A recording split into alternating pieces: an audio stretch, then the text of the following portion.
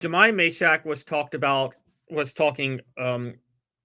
a Final Four run and potentially going to the national championship, and he made a point that this is not for him. This is for Rick Barnes, and here is his exact quote. And we're going to play it now. For me and Z, I've talked to him about it. His Final Four run and national championship run isn't for us; it's for him. We win. We love winning. We love getting the recognition, but we want it for him most of all. And I think that's just the main thing: is trying to win every game for Coach Barnes, because he deserves more recognition than he gets. Okay, I come away from that just thinking that's incredibly strong. Incredibly strong. And my first response to this when we talked about it this morning at our 3:45 a.m. production meeting, Caleb, was, oh, it's a little trite and it can make you a little bit tight in pressure situations. I am not of that mindset after hearing that young man speak. Click the thumbs up if you think that's really impressive, because it is. That's a man that has maturity beyond his years. I've covered a lot of guys that's been the opposite of the case, or they were as mature as you would expect a 17-year-old to be.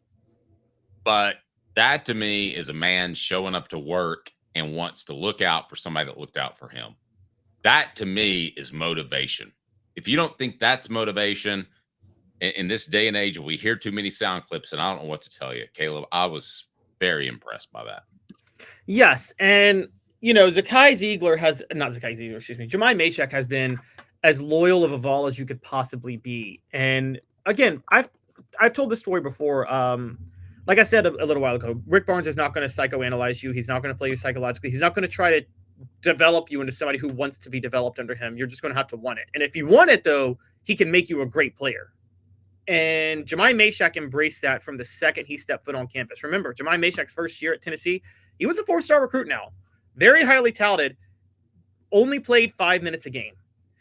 Then the next 2 years, he became a rotational player, but he was a backup playing less than 20 minutes a game both times. And yet through it all, he stayed with the program. And you can tell this is a family thing, because when players were hitting the portal last year, Jahmai Mashack's mom was getting on Twitter and just being like, getting kind of upset with people leaving Tennessee. And she was like, why would you want to leave this? Why would you want to leave Rick Barnes? I mean, the family of Jahmai Mashack, they love Rick Barnes. They're very high on him. So that speaks to Jahmai Mashack. And I know he sounds like he was speaking for Zakai Zeigler, who's the other 4-year guy on this team. But the same is true for Zakai Zeigler. We're talking about a guy in Zakai Zeigler who came from nothing in, was it the Bronx or Brooklyn? I think it was the Bronx, where, his freshman year, his home was burned. The place he grew up in was burned down in a fire. He lost all his belongings, and his whole family had to be relocated because of it. And so he's been dealing with that while playing at Tennessee for 4 years, and has really just become, honestly, one of the most beloved players I've ever seen at Tennessee, to the point where I think we forget this. When Zakai Zeigler was the backup point guard his freshman year to Kennedy Chandler, who was the lottery pick, 5-star, one-and-done guy, fans wanted Zakai Zeigler on the court more than Kennedy Chandler, funny enough. And I think they have felt the love from the fans, but you're right. They really, because they've embraced and bought into Rick Barnes and what he does, they really, really love Rick Barnes. And I think these are two guys that they take it personal, the lack of respect they feel like Rick Barnes gets. And I think Rick Barnes sees them as he does view them almost as his own kids. And that's what Rick Barnes does with a lot of the players that buy in, that stay loyal to Rick Barnes. He does look at them as his own kids and feels like he has the same responsibility to them. Dylan says it's nice to see a guy playing for his coach and team other than playing for a paycheck. I think there are times that we get too caught up in, and I'm more guilty than you, probably watching this show or listening to this show. I'm more guilty than you in that I can be critical and cynical. And I believe there are times when a quote's thrown out there because it's orchestrated and they want a certain response from either the media or somebody else in the world. I just think this is a guy that felt like he could open up a little bit. I don't know why this was the time right after they advanced to the Sweet 16, but if that's been a motivation for him, good for you, young man. That's really impressive. I think it's because he's probably being asked a lot about him and Zakai. It's their last year because they're out of eligibility. So do they want to make a splash? And he's like, I think he's making the point, like, we want it for Barnes more than anybody else. And I think they really want to put an exclamation point on Rick Barnes' legacy. And I mean, these are two. For the record, I think Rick Barnes tries not to play favorites, Dave. Let's be honest. Given the way Mashack and Z play, if Rick Barnes could name his favorite players to ever play for him, they're in his top 5, aren't they? Both of them. Definitely Zeigler. I don't know. And no coach will ever answer that question, by the way. But listen, if you want to go to, I'm not trying to be mean here, but if you want to go to war and you're in a foxhole, would you rather be with Zakai and Mashack, or would you rather be with Igor and Darlingstone? Yeah, God, Zakai and Mashack. I mean, you're dead. Bigger. You're dead meat on the ladder. If you're in a bar fight, do you want Zakai or Jahmai, or do you want Igor and Darlingstone? Yeah, I'll take the 5'9" guy. I will too. It's kind of like that's funny you say that. I mean, not to go back to the Pistons Pacers, but they're not as reckless as Steven Jackson. But Steven Jackson was that type of dude, right? When the whole Malice at the Palace happened and Artest goes into the stands and Jermaine O'Neal's fighting, Steven Jackson has nothing to do with it. He's like, I got to go in there and fight somebody because my boys are fighting. And so he's like, I got to get me a punch in. That's the way it should be. I mean, I'm loyal to a fault. It feels like they are as well. Now, the flip side of this, you get in a tight game and you put more pressure on yourself, Caleb. That to me, with not as much, and not as much with basketball. Well, I take that back. Basketball shooting, it's about touch. I just go back to when Montre Dickerson told me the Florida Week, and you've referenced it a couple of times. And I said, what's different? He goes, the coaches get real tight.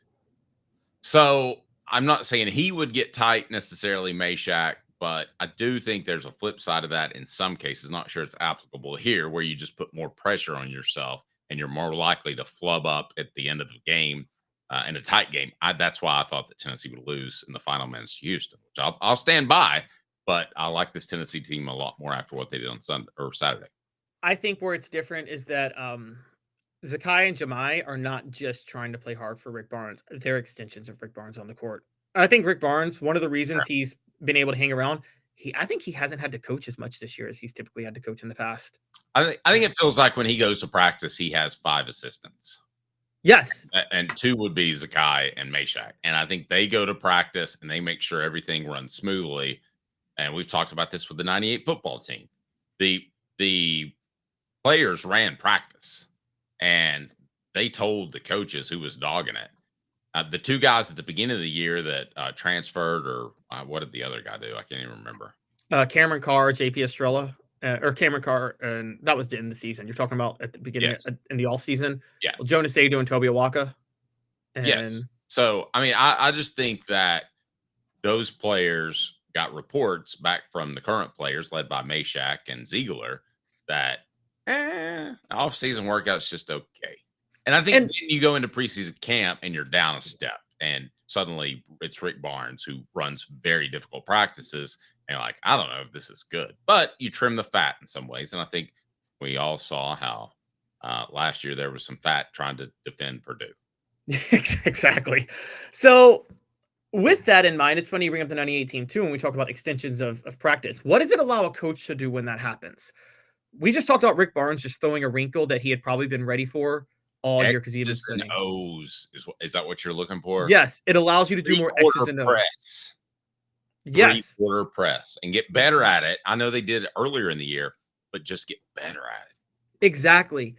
This is why David Cutcliffe did such a good job with the 98 team. He didn't have to worry. The coaches didn't have to worry as much about developing certain players. All David Cutcliffe had to be like was, all right, I got to figure out what offense to install with a totally different quarterback than what I had last year. Isn't it? And by the way, that's still underrated how much he just 180 the exact offense he ran the year before with Peyton Manning. Totally agree. Yeah, no, I completely agree. They were very scared to throw the football at all. Yeah. And so Rick Barnes has been able to do that now, focus on X's and O's, because the only player he's somewhat had to develop has been Chaz Lanier, because Chaz Lanier is a senior, but he's a one and done kind of guy coming from a smaller level. But you can tell Lanier is a veteran who's fully, whatever else you want to say, he's fully been buying into what Rick Barnes has been coaching him to do. A heck of a lot more than Darlington. And maybe that's why Darlington Dumar's not on the court. Maybe he's struggling to buy in. And Rick Barnes is like, I don't have time for you to buy in. I got 6 seniors and a good team. He did have a passing in the family. Yes. So I don't want to overlook that. David says, I'm impressed with Lanier. You see that he knows he has dogs in his corner who are letting him cook. That is true. Yep. I'm going to be the guy, though, given how I covered Tony Harris, that Tony had a similar problem. He would not be as aggressive as he needed to be. So did Vincent Yarbrough. Until I see something different consistently out of Chaz Lanier, not just shooting the intermediate and outside shot, but also taking it to the rack. And I know we're in late March, and it probably is not going to happen at this point. They're going to have to win with what they got. But I'm not a big Lanier guy until I see that. And I know what he did in the opening round, and I know he's been good in the NCAA tournament, but we're talking about outside shots and jump shots. So, Caleb, your thoughts on that, as we remind you that portions of the program are brought to you by Newbert Collision Center. For nearly 50 years, Newbert Collision Center has been East Tennessee's best choice for quality repair work and fantastic customer service. Remember it, Newbert Collision Center. It is right down below if you want to click on that, or joenewbertcollision.com. Your thoughts on that take, Caleb?